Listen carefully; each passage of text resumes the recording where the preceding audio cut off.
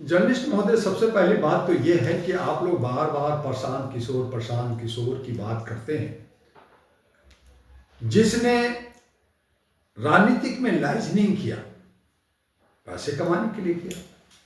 अब उसकी महत्वाकांक्षा हुआ है कि मैं लीडर बनूं, और उन्होंने पार्टी बनाई, मेहनत कर रहे।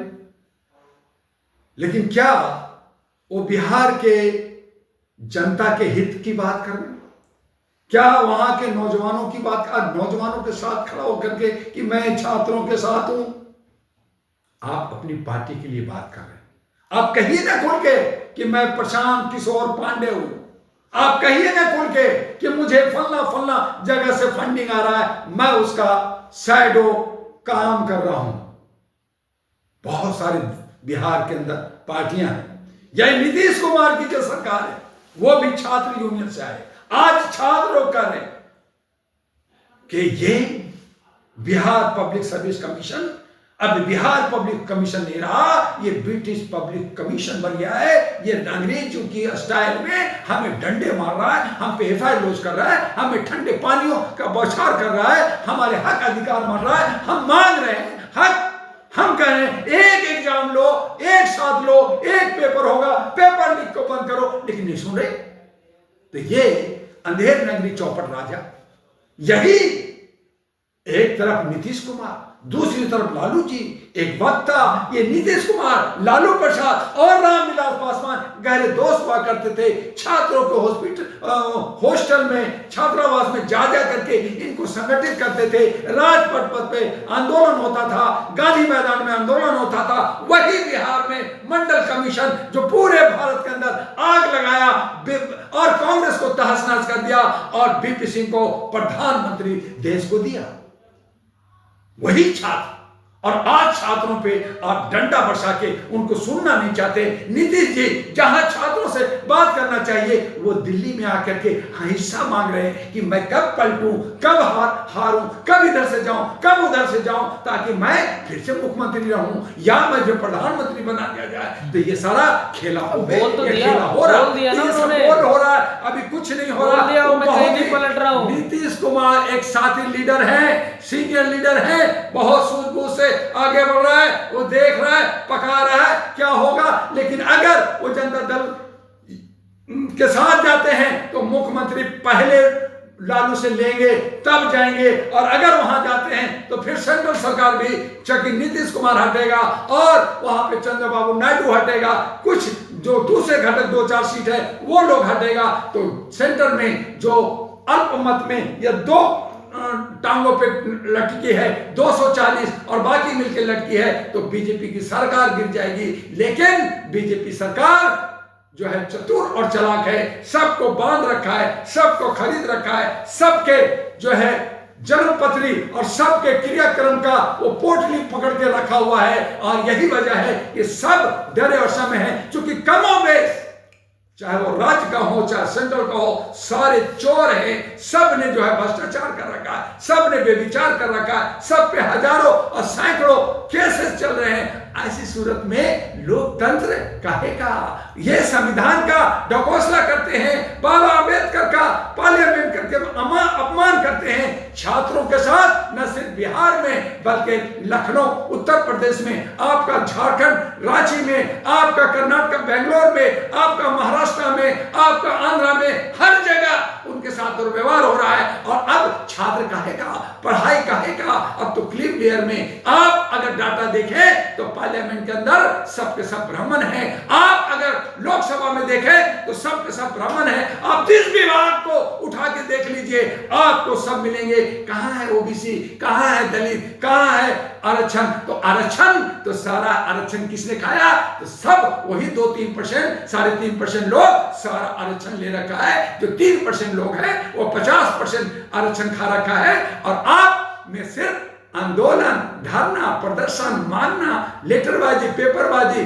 और ज्ञापन देने का सिवा आप क्या करते हैं? जब चुनाव आता है तो आप घर में बैठ जाते हैं या छोटे छोटे पार्टियों पार्टियों में, संगठन में बढ़ जाते हैं। आप एक नहीं बनाते, आप जो है एक साथ छात्र मजदूर ये सब लड़ते ही रहेंगे, आंदोलन ही करते रहेंगे, क्या समस्या समाधान निकलेगा? छात्र ही हमारा आइकॉन होता है। छात्र, youth is power of Galaxy, youth is power of Galaxy.